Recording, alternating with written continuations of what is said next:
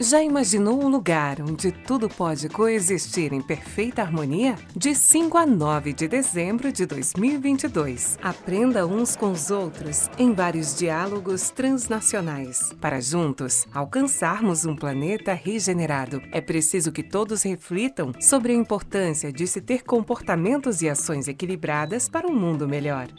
O Festival Conhecendo os ODS Latin América. Separe um espaço livre para você aprender com os maiores líderes do mercado. Em uma imersão transformadora que nasce através dos 5 P's para o desenvolvimento sustentável, pessoas, prosperidade, planeta, parcerias, paz. Participe e permita-se a trocar ideias inovadoras em busca de um planeta equilibrado. Olá, como vai? Sejam muito bem-vindos ao Festival Conhecendo os ODS, nesse bate-papo que nós trazemos aqui sempre 2 convidados para que possamos conhecer ainda mais a história de cada um, trazendo o atrelamento à questão do palco, né? São 5 P's que a gente tem falado com todos aqui, e nesse aqui nós vamos falar um pouquinho de parcerias, pessoas, trazendo essa nossa realidade. Primeiro eu vou dar as boas-vindas, depois a leitura da mini bio, e a gente vai transcorrendo no nosso bate-papo aqui, que promete ser incrível com essas 2 pessoas sensacionais que nós estamos recebendo. Primeiras boas-vindas é para Beatriz de Toledo, vamos assim, que eu sei que esse sobrenome é um pouquinho mais complicado, né, Beatriz? Tudo bem com você? Tudo ótimo. Boa tarde a todas e a todas. E, claro, obrigado pelo esse convite desse festival fantástico e necessário, na verdade, que é Conhecendo os ODS. Muito obrigada, a gente que agradece, a gente é até suspeito para falar, mas é o 2º ano que eu estou consecutivo aqui com eles, e eu realmente sou apaixonada pelo festival, de um conhecimento incrível e habilidade que nós temos de trazer pessoas sensacionais nesses nossos painéis aqui, que fazem toda a diferença. Beatriz, você está falando de onde? Estou falando de São Paulo. Ah, muito bem-vinda, então, nossa capital também aqui, né, direto. Bem-vindo a todos que estão nos assistindo também. Muito obrigada mais uma vez. E também recebo o Emiliano Graziano. Tudo bem contigo? Tudo jóia, boa tarde, prazer estar aqui com vocês no festival. O prazer é nosso, viu, Emiliano? Muito obrigada pela sua presença. Você está de onde? Eu estou falando da cidade de Campinas, interior de São Paulo. Que ótimo. Aí tá gostoso, o tempo tá bom, o interior sempre é mais gostosinho, né, o tempo? O interior é sempre uma delícia, então, sol A gente firme. a gente não sabe se a gente usa blusa, se a gente não usa blusa, né, Beatriz? Hoje tá assim, né?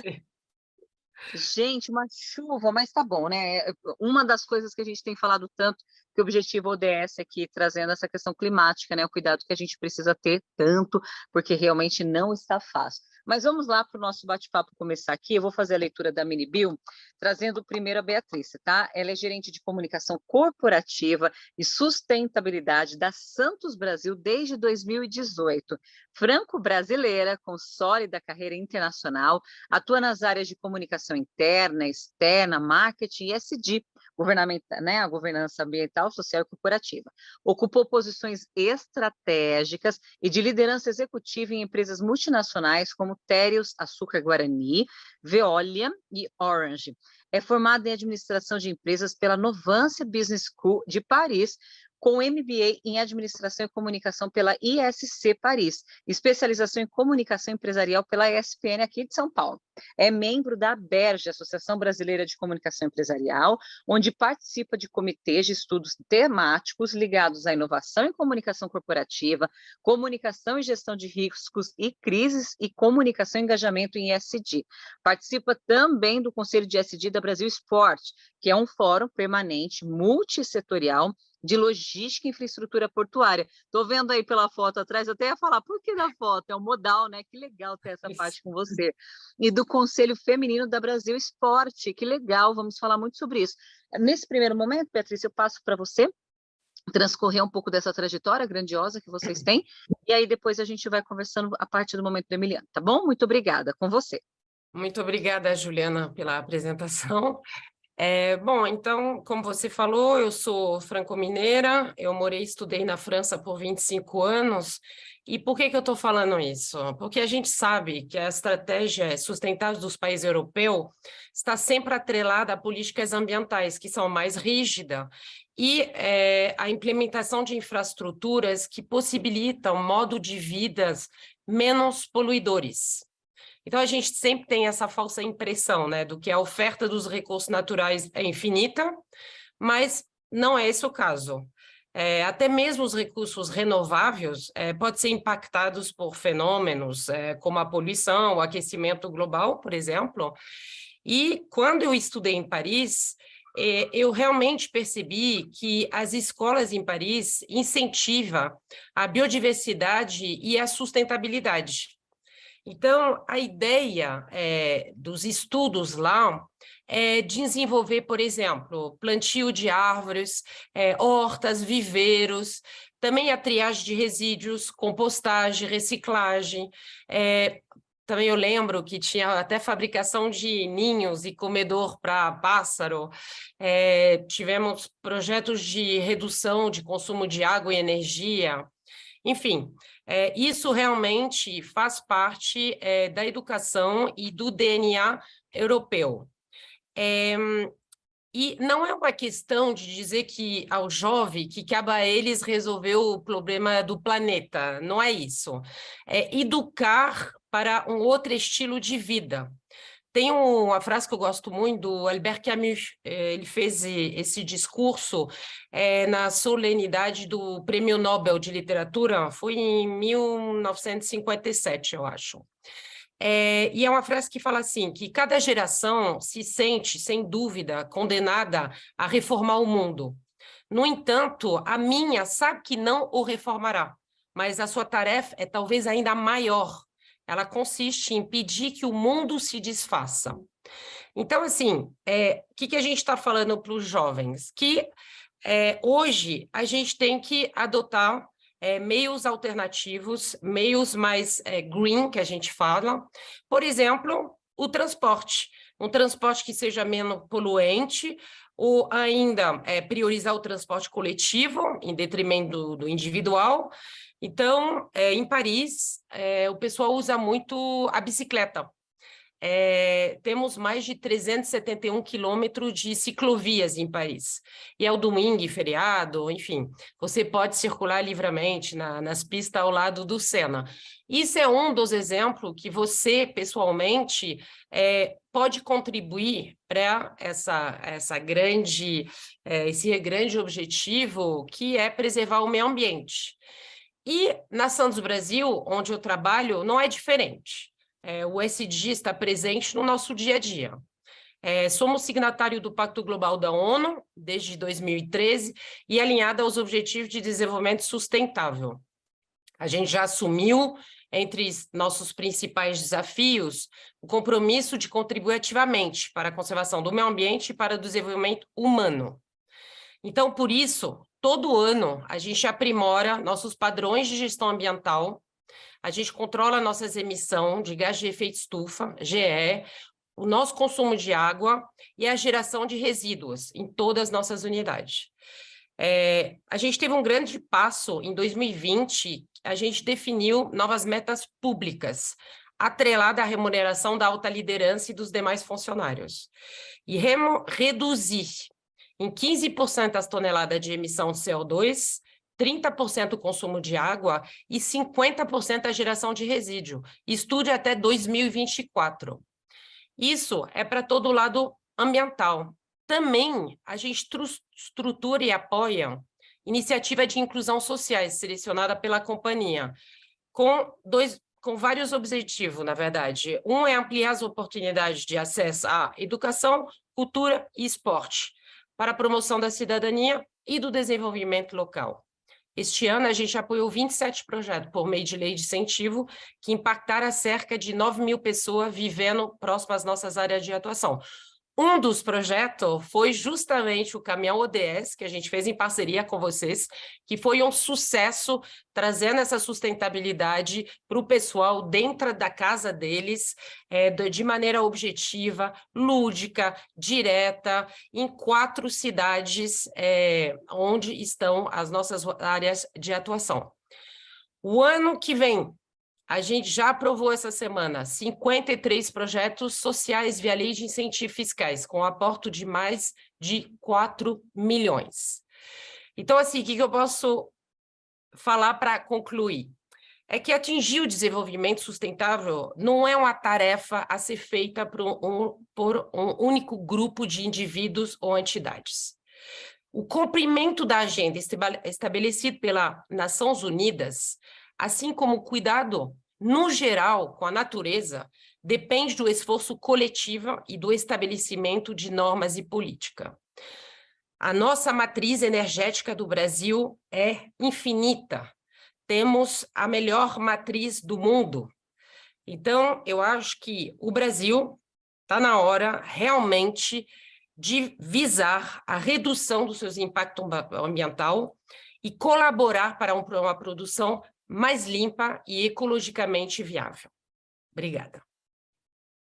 Nossa, Beatriz, a gente que agradece, eu até entrei aqui no site da Santos Brasil, que interessante, esses dias eu faço parte apresento um evento do CIST, eu não sei se você conhece, que é totalmente ligado a essa área de modais e tudo mais, logística, veículos de carga, e a gente estava falando do papel da mulher, inclusive, então depois até vou te seguir no LinkedIn para a gente voltar a se falar, porque o ano que vem a gente tem um planejamento muito grande de trazer, um universo ainda muito masculino, mas que as mulheres estão definindo muitas questões, e isso foi evidente nesse evento, e a gente estava falando muito sobre os containers, sobre essa avaliação, porque é um universo paralelo mesmo, né? É tanta informação, é tanta quantidade, e vocês, com certeza, fazendo esse trabalho muito evidente aí, com apoio a projetos sociais, com apoio aos jovens, trazendo também os jovens do mercado de trabalho para essa área, porque não é ainda uma área comum também para as pessoas. Então, assim, eu tenho algumas perguntas para você, eu estou aqui com a sua mini bio, inclusive para a gente até falar um pouquinho sobre, aqui quando você fala, quer ver só um minutinho, você tem toda uma formação de comunicação, né, toda essa área aqui, trazendo isso para o nosso dia a dia, esse atrelamento que você fez com a França, que eu acho que é muito importante, até para a gente ter noção, né, de como o Brasil está se posicionando, como está fazendo. Então, eu já volto contigo um pouco das informações, tá bom? E aí eu venho com algumas perguntas. Se você tiver, inclusive, alguns números de ativações mesmo feitas por vocês, de redução, de todas essas, o panorama que você passou, se você tiver, a gente já volta nisso daí, tá bom? Emiliano. Obrigada, Juliana. Imagina, obrigada a você. Emiliana, muito legal, eu estava lendo sua mini bio, que eu tomo conhecimento, quando eu falo que eu conheço as pessoas com as pessoas que estão nos assistindo, isso é muito legal. Já tiveram alguns que já passaram comigo ano passado, então a gente já tem uma proximidade maior. Mas eu já vi que você foi algo aqui no ABC Paulista, eu estou em Santo André, trabalho para o Diário do Grande ABC, então eu vou ler aqui sua mini bio, vai ser um prazer também da gente conversar. Aqui, ele é hoje, né, secretário executivo, Instituto Fome Zero, que incrível, quero saber tudo sobre o Instituto, graduado em Engenharia Agronômica pela ESALC, né, da USP, e MBA de Marketing na FGV, Ohio University, 2002, MBA em Gestão de Projetos na FIA, na USP, em 2015, e mestrado na área de ESG, focado em governança no curso de Sustentabilidade pela FGV 2021. Atuou nos 3 setores, como gestor de programas de segurança alimentar e mobilização social nas prefeituras de São Paulo e ABC Paulista. Foi responsável pela área de sustentabilidade de empresa multinacional e consultor para organizações do terceiro setor do comércio justo, agroecologia, permacultura, agricultura familiar, desenvolvimento sustentável, segurança alimentar, mobilização de recursos e sustentabilidade em âmbito nacional e internacional. Atualmente é secretário executivo e diretor de desenvolvimento institucional do Instituto Fome Zero. Atua como investidor anjo do App Justo. Ah, que legal! Startup de impacto social positivo e professor do Senac. Caramba, é muito bacana a gente conhecer um pouco desse universo. Em qual prefeitura aqui do ABC, Emiliano, onde você dá o start aí?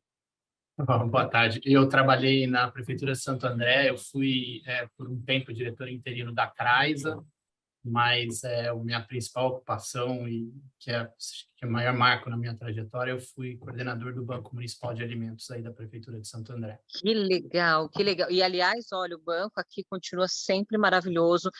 Todos os eventos aqui em Santo André, a gente faz muito direcionado ao Banco de Alimentos, um projeto super salutar mesmo, que ótimo. A palavra é sua agora, Legal. conheci um pouquinho mais aqui do ABC.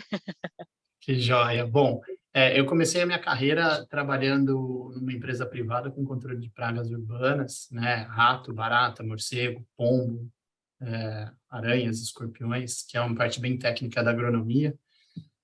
Mas logo depois eu migrei para essa parte de segurança alimentar para a Prefeitura de Santo André, comecei a trabalhar aí na Craiza, inicialmente como técnico do mercado atacadista, para a gente poder modernizar e ampliar o volume de comercialização do mercado, trazendo mais a agricultura familiar e setores complementares ao CEAGESP, né? Santo André está na Grande São Paulo, mas tem uma das maiores CEASAs do Brasil, que muitas vezes é ofuscada pelo tamanho da CEAGESP. E aí a ideia era que a gente crescesse aí em Santo André para setores que não eram bem atendidos pela CEAGESP, como da agricultura familiar. Então, meu projeto inicial foi desenvolver um bom mercado de flores e um bom mercado que a gente chamava da agricultura familiar, sobretudo aí do Vale do Ribeira, para comercializar aqui na Grande São Paulo. Logo depois surgiu essa oportunidade de eu entrar na área de segurança alimentar, especificamente desperdício de alimentos, né, coordenando o banco. O Banco Municipal de Santo André, para quem não conhece, o Banco Municipal de Alimentos é uma entidade fundada pela prefeitura, que pega alimento onde está sendo levado para o lixo e distribui para entidades assistenciais com acompanhamento técnico, né, de uma equipe de nutricionistas. Eu me lembro que a gente, na época, em Santo André, fazia uma destinação de algo ao redor de algumas centenas de toneladas de alimentos e chegou a ter uma equipe de 120 estagiários de nutrição que faziam o estágio obrigatório curricular, né, do curso de nutrição. Para se formar nutricionista, você tem que passar por 4 áreas de conhecimento. E a gente tinha 120 estagiários aí, visitando as entidades assistenciais da cidade de Santo André e também de algumas cidades circunvizinhas, e fazendo acompanhamento antropométrico, né, vendo se a criança estava crescendo saudável e tudo, e os idosos também. Então, era um trabalho muito, muito maravilhoso, integrado aí com as políticas públicas, né, e a política de segurança alimentar do município, e sobretudo com as feiras livres, porque sobra bastante alimento na feira livre, e aí a gente pegava esse alimento nas feiras de Santo André. Eu me lembro na época que eu tive por aí, foi o surgimento da primeira feira livre, que foi na Coab, se não me engano, eu não me lembro mais o nome do bairro, mas uma primeira feira livre noturna, porque a feira livre é para atender a dona de casa, para ter alimento saudável dentro da sua casa, e quem mora numa Coab normalmente estava na época, né, trabalhava fora, tinha um senso que muita gente trabalhava fora de Santo André, inclusive, e não tinha tempo para ir na feira durante o dia. Então, a gente decidiu fazer a feira à noite para essas pessoas, para essas mulheres, sobretudo, chefes de família, acessarem alimentos frescos de qualidade, frutas, legumes e verduras, e ter essa alimentação mais saudável na sua residência. Foi um sucesso, assim, acho que foi uma das coisas mais impressionantes que eu vivi, porque a gente não come mal no Brasil porque a gente quer. A gente come mal no Brasil porque a gente tem desconhecimento e, às vezes, porque a gente não tem acesso. E o acesso é simplesmente a dificuldade de comprar. É isso, você passa o dia inteiro fora e depois que hora você vai comprar à noite, né? Hoje a gente vai num supermercado, os supermercados são caros, tem aí uma manipulação de mercado bastante agressiva que não dá para ter acesso a todo mundo. Então, uma política pública que tinha no município de Santo André era os sacolões das feiras livres, com preços bastante acessíveis, mais alimentos de altíssima qualidade, né? E um trabalho de educação alimentar que a gente fazia também com as rádios comunitárias aí através da Craiza, para poder estimular as pessoas a utilizar corretamente e utilizar integralmente os alimentos, né? Um exemplo clássico é tomar suco de abacaxi com casca. A gente descasca o abacaxi, joga a casca fora, está jogando um monte de nutriente ali que a gente pagou por eles, que o agricultor se esforçou para cultivar, para incorporar, né, e para oferecer para você, e aí você joga isso fora porque é um desconhecimento. A gente não sabe como higienizar, a gente tem medo de higienizar, de comer, né, defensivo. Então, os trabalhos de educação alimentar e segurança alimentar em Santo André passavam por isso. Eu tive a felicidade de estar à frente aí da Craiza quando foi eleito o primeiro governo Lula, e, felizmente, o Banco de Alimentos, que eu sou parte dessa história, não fui o criador, foi eleito como programa modelo para o Brasil, né, para o programa Fome Zero, lá em 2003. Isso, obviamente, catapultou não só o Banco de Alimentos de Santo André, como a carreira de todos os envolvidos, e eu fui chamado aí quase que imediatamente para assumir a parte de segurança alimentar e nutricional também da Prefeitura de São Paulo. E aí eu fui trabalhar com o Banco de Alimentos, né, em integração com as feiras livres, no Mercado Municipal de São Paulo, e um relacionamento, né, apesar de estar dentro do município de São Paulo, o CEAGESP é um ente federal, então um relacionamento com o CEAGESP da Prefeitura de São Paulo.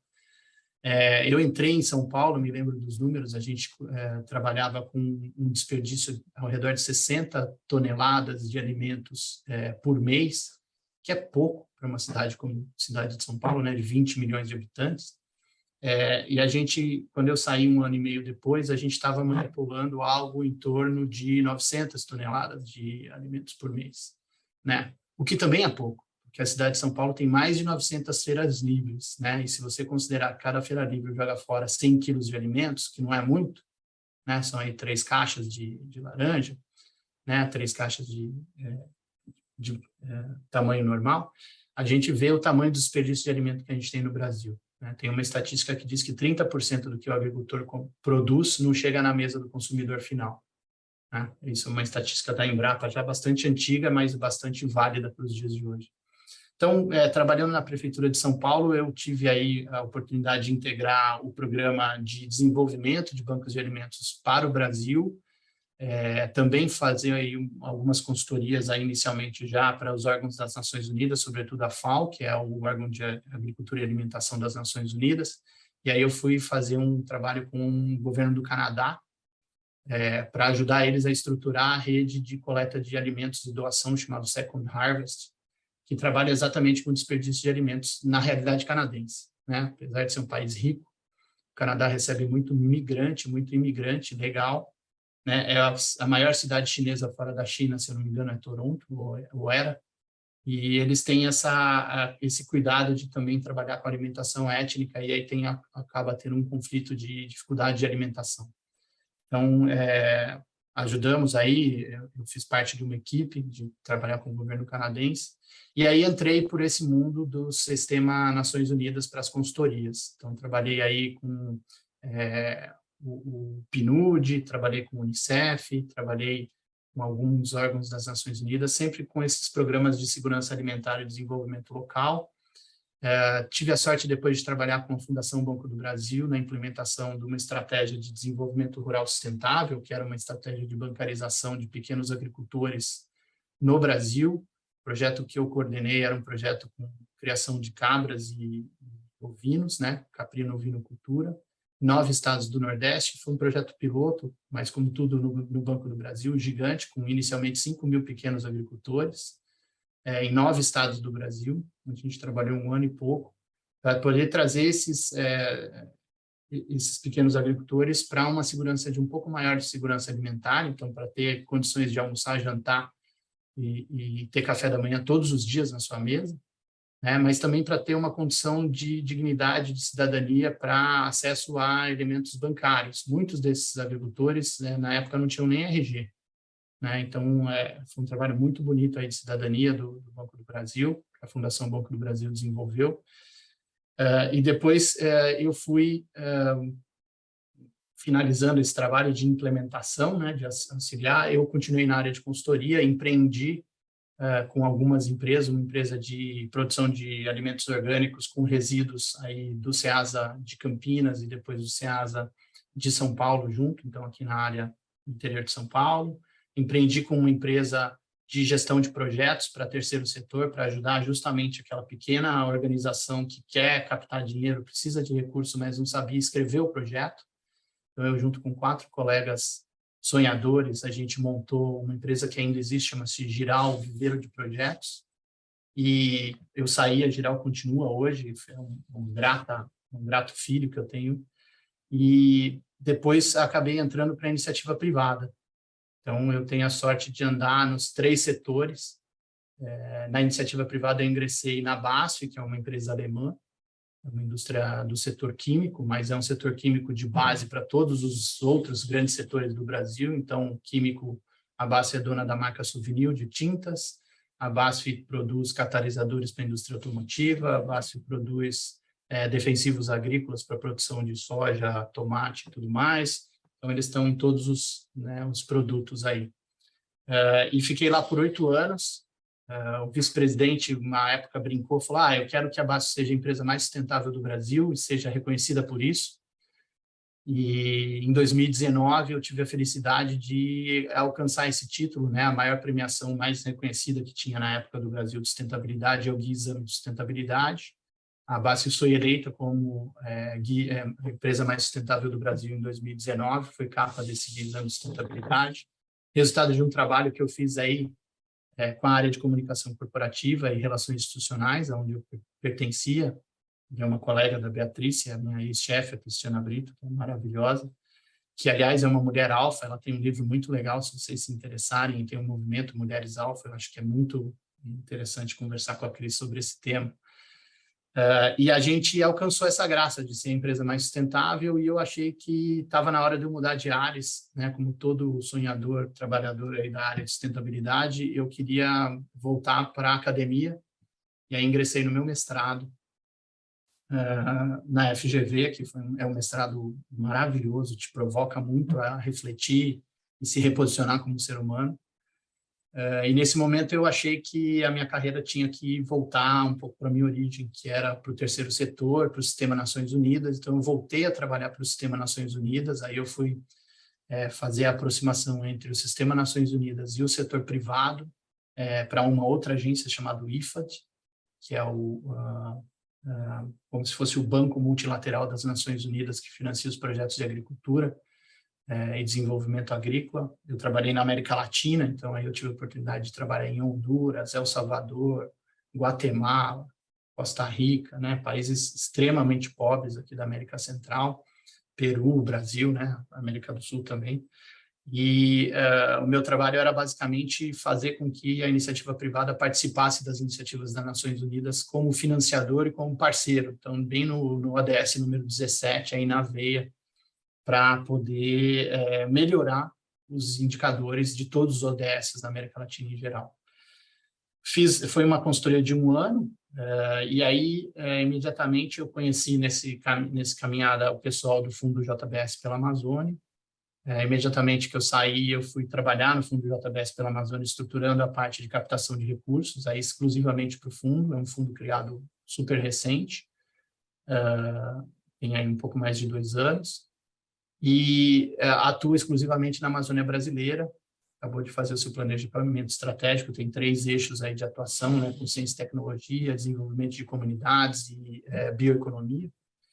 E fiz esse trabalho também por um pouco mais de 1 ano, né, o primeiro ano de vida do fundo. A Andréa Azevedo, que é a diretora atual, era minha chefe direta, minha amiga, a gente enxergou que não valia a pena ter um trabalho como o meu, dedicado só à captação de recursos, mas era captação de recursos, desenvolvimento de parcerias, desenvolvimento institucional, que era o trabalho basicamente dela. Então, eu deixei a estrutura do Fundo JBS, e 6 meses antes de eu deixar o Fundo JBS, eu tinha fundado o Instituto Fome Zero, com pessoas lá dos anos 2000, né, final dos anos 90, que desenharam o programa Fome Zero, então, que depois virou projeto Fome Zero, que depois virou programa de governo Fome Zero, e a gente tinha desenhado para fazer um resgate desse tema da segurança alimentar e nutricional, que a gente sentia que estava sendo perdido no Brasil, sobretudo nesses últimos 4 anos. E aí foi a oportunidade onde eu me vi com vontade, conhecimento, bagagem, e uma instituição nascendo, como o Instituto Fome Zero, precisando do meu conhecimento. Foi a oportunidade onde eu entrei de cabeça para ser de novo um empreendedor, e agora um empreendedor social, para tocar o Instituto Fome Zero e fazer com que ele cresça como ele deve, o tamanho que ele deve ter para a sociedade brasileira atual. De Instituto Fome Zero, eu quero perguntar várias coisas. Eu já coloquei aqui, eu pontuei várias coisinhas, não entre, por favor, ainda, porque isso, legal. é rápido. Não, foi engraçado que eu entrei no site, aí estava escrito o sobre, tá assim, quer ver, ó, Instituto Fome Zero, deixa eu pegar aqui, ó, José Graziano da Silva. Eu falei, peraí, é parente do Graziano? Porque falou agora o sobrenome. Quem é José Graziano? Essa é uma sina que me acompanha a vida toda. José Graziano é meu pai, existe um outro Graziano bastante ativo na política brasileira, chamado Chico Graziano, que é primo do meu pai. Também tive o prazer de trabalhar com o Chico um bom tempo. E o Chico também trabalhou nessa área de reforma agrária, né, no começo da sua carreira. Também é formado na Fundação Getúlio Vargas. Mas o Instituto Fome Zero eu fundei junto com meu pai, porque uma das coisas que eu gostaria, né, que nós, né, somos 13 fundadores do Instituto, gostaríamos de manter também a memória e o acervo que não só o meu pai, mas outros pensadores de segurança alimentar produziram aí no mundo, né? Josué de Castro, o Betinho e o Zé Graziano são, assim, 3 grandes pensadores que a segurança alimentar não pode perder. Perfeito, Milena. Desculpa, eu até te perguntei, porque você foi falando, falei, ele vai entrar nessa questão, eu quero perguntar outras coisas. Mas você fechou a sua parte principal aqui, eu posso dar andamento? Beleza.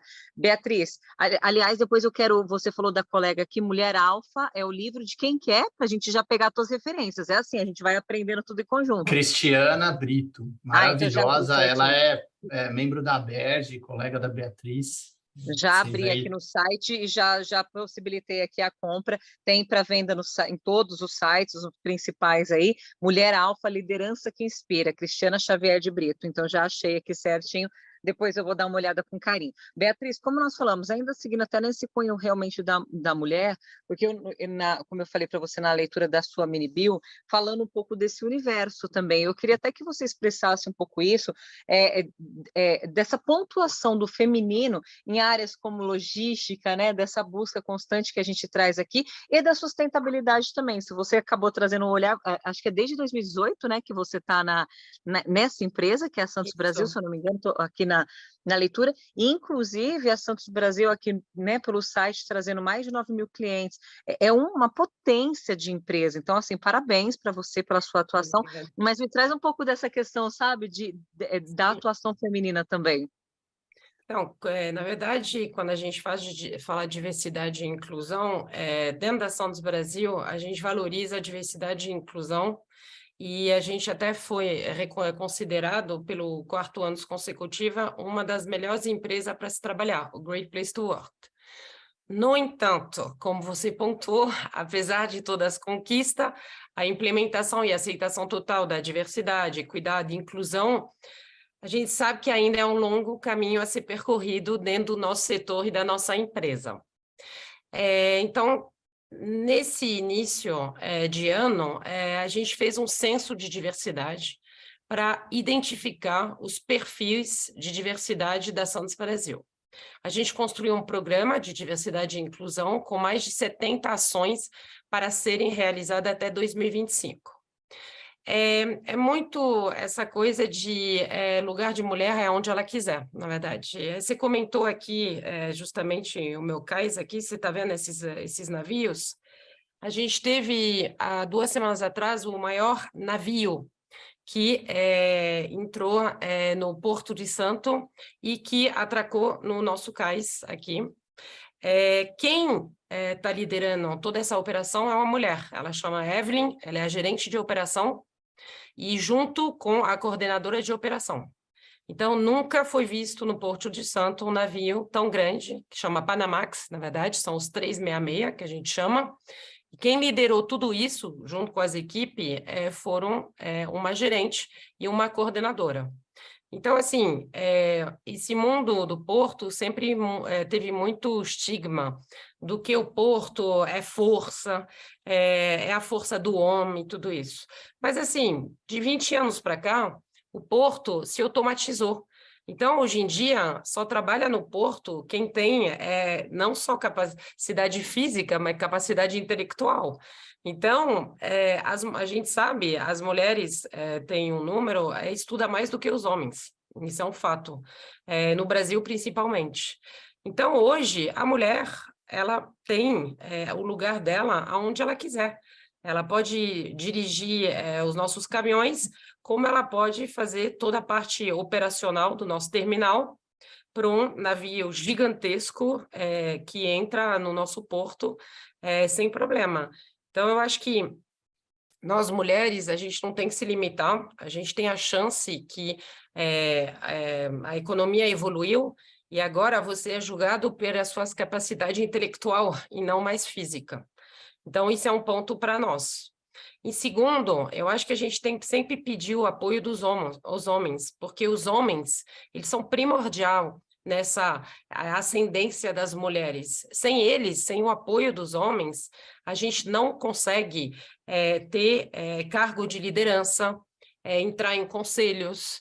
Então, eles são a peça fundamental. Então, a gente tem que trabalhar de mão dadas, homens e mulher, para buscar essa igualdade, e mais ainda nesses setores que têm essa fama de ser uns setores muito masculinos, muito machista, e eu acho que é isso. Eu sempre tive a sorte de ter uns mentores, homens, que me ajudaram a crescer, com quem eu aprendi muito. Eu fui tratada de igual a igual, e vamos que vamos traçando a nossa rota. E, claro, também tem um ponto importante, as mulheres têm que se ajudar. A gente tem que puxar as mulheres para cima, juntas, na verdade. Criar um ambiente mais acolhedor para nós, mulheres. Um ambiente onde a pessoa pode amamentar, por exemplo. Um ambiente onde a mulher tem um espaço para se abrir dentro da empresa. E é isso, as necessidades fisiológicas são diferentes, mas a gente tem que se adaptar. O mundo atual é esse. Os homens precisam das mulheres para ter filhos, tá? Então, isso é um detalhe. Sem as mulheres, ninguém tem filho, não tem mais população nesse planeta. Ainda não teve uma tecnologia moderna para homem engravidar. Então, é isso que eu sempre falo. Eu falei, pensa que se você está no planeta é porque sua mãe pode ter filho. Então, dá o justo valor a essas mulheres, porque além de ser mãe, elas são várias outras coisas. Elas trabalham, enfim.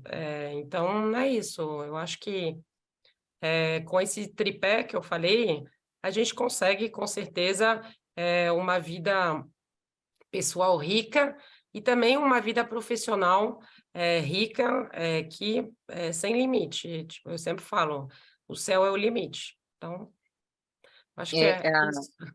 E, Beatriz, é muito interessante você falar exatamente, andar de mãos dadas, né? Quando a gente fala muito do protagonismo da mulher, principalmente com os objetivos sustentáveis, que é a igualdade de gênero, tudo é igualdade, né? É andar em conjunto.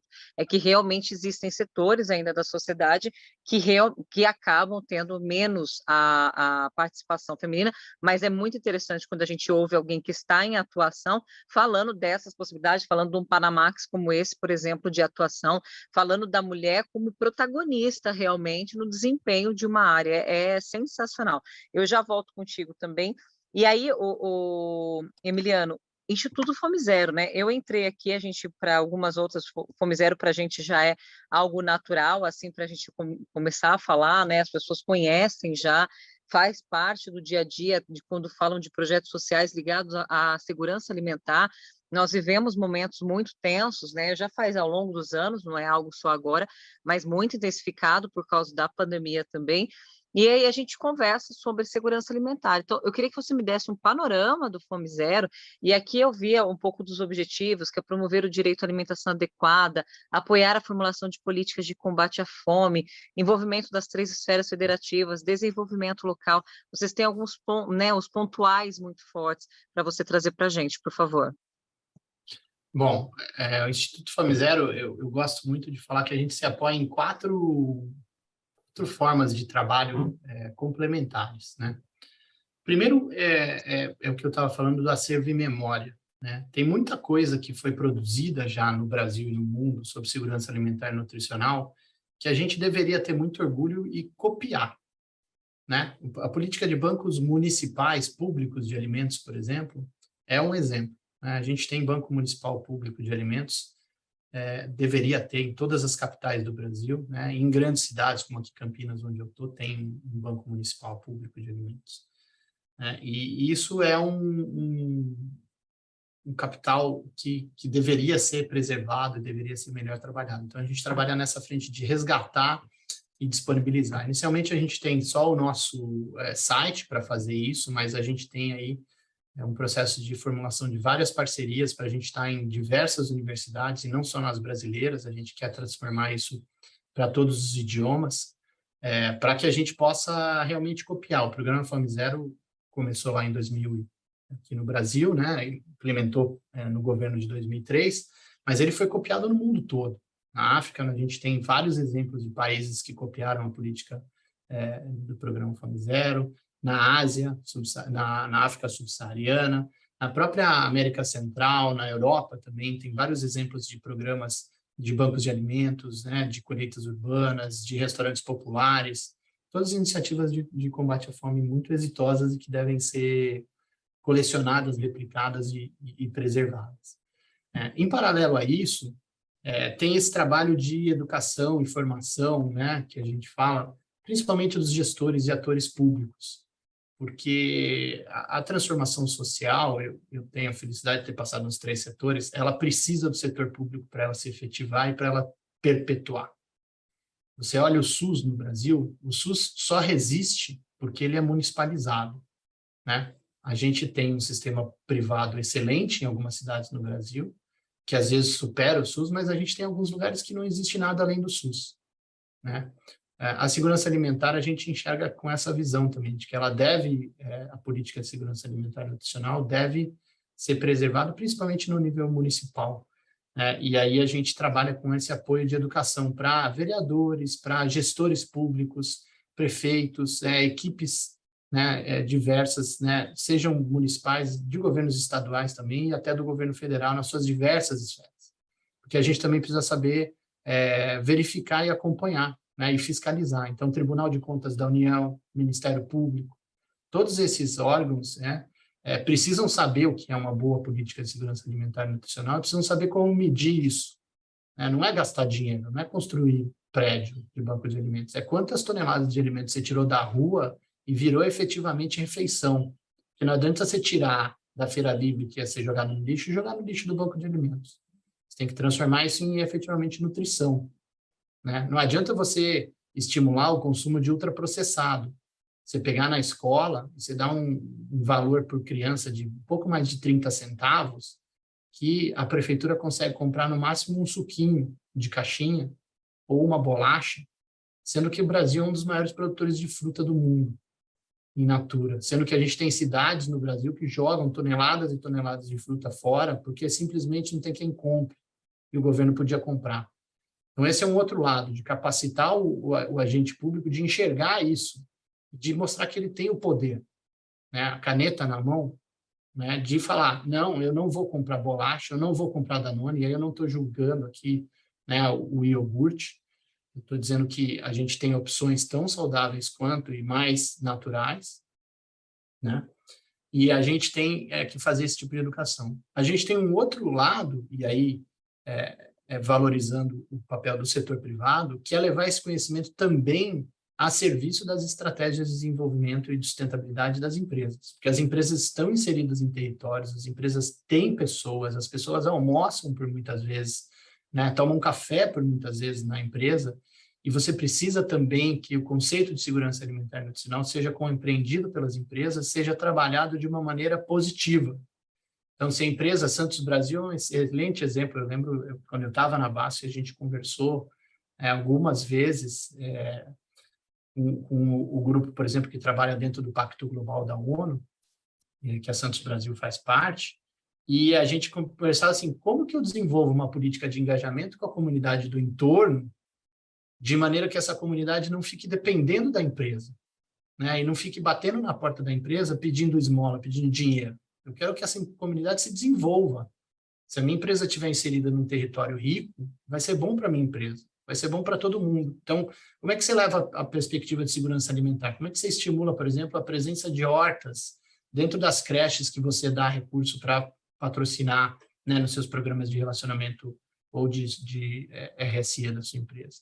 Como é que você faz com que aquele casa de acolhida, aquele asilo que você patrocina, promova uma alimentação saudável para aqueles, né, velhinhos, para aqueles abrigados? Então, todo esse trabalho de apoiar o setor privado, também a gente entende que é fundamental. E aí, esse eixo das parcerias ele pode ser estabelecido com consórcios municipais, pode ser estabelecido com ONGs e com o setor privado, né? E, por fim, eu acho que um outro eixo que é fundamental, e eu aprendi isso ao longo da minha carreira, e a Beatriz está aqui para não me deixar mentir, é a comunicação. A gente não existe bom trabalho de educação, de perpetuação de qualquer coisa sem uma boa comunicação. Então, o Instituto Famisato trabalha com o eixo da comunicação para a segurança alimentar e nutricional, inicialmente com 2 atividades fixas bastante interessantes. Uma provocação mensal, toda primeira quinta-feira do mês, às 6 horas da tarde, a gente faz uma live. Se você entrar no nosso canal do YouTube, você vai ver, tem mais de 20 já feitas, com um tema de segurança alimentar e nutricional, e a gente convida 3 debatedores e a gente abre ao público do YouTube para qualquer pergunta. A gente já falou da importância dos quilombolas, a gente já falou da importância da gastronomia, dos chefs, né? Eu tive a oportunidade de moderar esse debate. A gente já falou da importância das mudanças climáticas e da conexão com segurança alimentar. A gente falou de muitos temas, e a gente coloca isso para que a sociedade desperte o seu interesse e para que a gente possa instigar debates e traga boas informações, né? Então, o Instituto, na live, debate e depois disponibiliza bastante material sobre esse tema, né?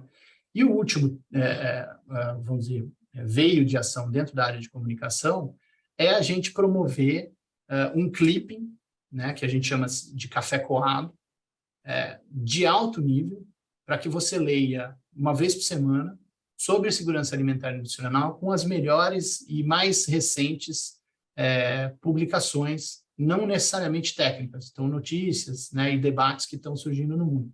Por que chama café coado? Que é para você tomar, você está comendo aquele seu cafezinho no sábado de manhã, você vai fazer aquela coisa que você quer fazer sossegado, você faz e lê o café coado, né, se você se interessa pela área de segurança alimentar. E aí a gente, com isso, julga que a gente consegue, de novo, trazer boas informações para um debate qualificado, para a gente parar de falar que combater a fome é dar cesta básica. Também. Como dizia o Betinho, quem tem fome tem pressa. Você não pode esperar a campanha de Natal para você doar uma cesta básica. Você precisa doar a cesta básica essa semana, né? O estado de insegurança alimentar, que a gente aí tem 60 milhões de pessoas no Brasil, é o cara que não sabe o que ele vai comer amanhã, ou se ele vai poder comer amanhã. De manhã, na hora do almoço e à noite. Isso é insegurança alimentar. Você não tem certeza se vai ter dinheiro, ou pior, se vai ter alimento, né? E aí, esse tipo de trabalho, com muita educação, com muita informação, a gente consegue romper. Você consegue aí fazer com que esse cara saiba que na prefeitura da cidade dele tem um banco de alimentos.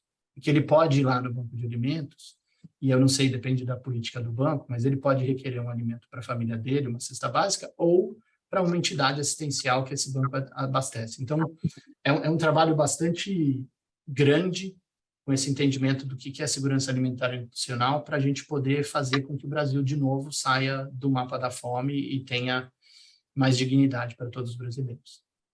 Perfeito. Gente, aqui dos dois tem muita parte sobre comunicação mesmo, né? Como chegar nas pessoas, cultural, o que é alimento, né? O que pode ser reciclado, o que pode ser usado no nosso dia a dia, e pontualmente, no caso da Santos Brasil, as atividades desempenhadas, toda essa parte. Agora, como nós estamos com quase os minutos finais aqui, o que eu gostaria? Eu vou dedicar 10 minutos para cada um, no máximo que pudesse, mas que a gente transcorresse em duas situações. Você já me falou, inclusive, de parceria, mas a atuação em conjunto com o desenvolvimento sustentável, né, enquanto os ODS mesmo, e nesse nosso P, que é de parceria e também pessoas, que eu tenho os dois aqui de diferenciais para que a gente traga a percepção de vocês em nível Brasil, como que está o mundo, como que isso tem que ser atrelado, o que falta ainda a ser feito. Nós falamos hoje muito sobre ambição, nós falamos sobre metas e metas que a gente possa fazer ocorrer. Eu vou passar primeiro para a Beatriz e depois para você, tá, Graziano? Só um minutinho, por favor. Beatriz, com você. Eu acho que o que o Graziano falou foi bem claro, que sim, a gente tem que dar o peixe, mas a mais importante é ensinar a pescar, né? Então, dentro da Santos Brasil, a gente tem um programa que chama o Formare, que, na verdade, a gente é um programa que chama Formar Aprendiz, que oferece para os jovens em situação de vulnerabilidade social e econômica um curso de assistente administrativa, que é da área portuária e que é reconhecida pelo Ministério do Trabalho e Emprego. Então, é sempre as empresas trabalhando junto com o poder público. Desde 2009, a gente já formou mais de 291 jovens para o mercado de operação portuária e logística. Desse total, 113 alunos foram contratados para trabalhar na Santos Brasil. É um curso que tem uma duração de 15 meses e as aulas teórica e prática são ministradas pelos funcionários voluntários da Santos Brasil. E o número disso é que 83% desses jovens tem uma inserção no mercado do trabalho. Então, você imagina, mais de 9 jovens sobre 10 saindo desse curso já sai com emprego, que seja ou na Santos Brasil ou no mercado do trabalho. Esses jovens que estão em umas situações, igual o Graziano falou, que às vezes nem sabe o que vai comer à noite, nem sabe se vai ter comida no prato deles. Hoje, esses jovens, tem alguns que sustentam a família, com justamente esse salário de aprendiz, e de aprendiz são rapidamente contratados no mercado do trabalho e muda completamente o cenário da comunidade onde eles moram, da comunidade, da família. Então, assim, a gente tem que investir nisso. Nós, como empresa, a gente deve de ser empresas cidadãos. A gente tem que trabalhar de mão dada com o poder público, sempre, para justamente melhorar pela educação. Eu acho que assim, a educação no Brasil é justamente um gap muito grande quando se vê a educação na Europa, que é gratuita, que é de um nível muito bom. Eu acho que a gente tem que trabalhar muito ainda essa coisa da educação, porque é só com a educação de qualidade que você vai tirar essas crianças, esses adolescentes da extrema pobreza, e graças a eles, as famílias deles vão ter um futuro melhor, os filhos deles, os pais deles. Então, é isso, investir na educação, eu acho que é o nosso grande lema dentro da Santos Brasil. Quando você fala de capacitação, acho que a Emiliano pode complementar também aqui, mas foi interessante quando você falou assim, que não é só o fato de pegar um alimento e colocar o alimento no banco de alimentos, por exemplo, é saber o que fazer com ele, porque senão vai jogar no lixo do mesmo jeito. Quando você capacita as pessoas, quando você educa a pessoa, leva o conhecimento também para essa pessoa, toda a diferenciação ela é feita. Esse é um projeto com os jovens, e jovem aprendiz eu acho que é a grande saída do mundo, porque realmente eles transformam as famílias deles fisicamente, financeiramente, mas acima de tudo também psicologicamente, porque eles chegam com um futuro tão maior que às vezes aquela família não estava constituída nisso, que faz um grande diferencial. Emiliano, suas considerações também, por favor. Olha, Juliana, eu acho que esses dois P's, pessoas e parcerias, realmente são fundamentais, né? Eu vou pegar o exemplo do App Justo, que eu participo desde a concepção e hoje como conselheiro e investidor anjo, que é um exemplo que olha a parceria desde o começo, né? A App Justo é um aplicativo que você pode pedir comida ou pode fazer entrega de mercadorias de um ponto A para um ponto B, né? Tem alguns concorrentes aí que a gente sabe, né, no mercado.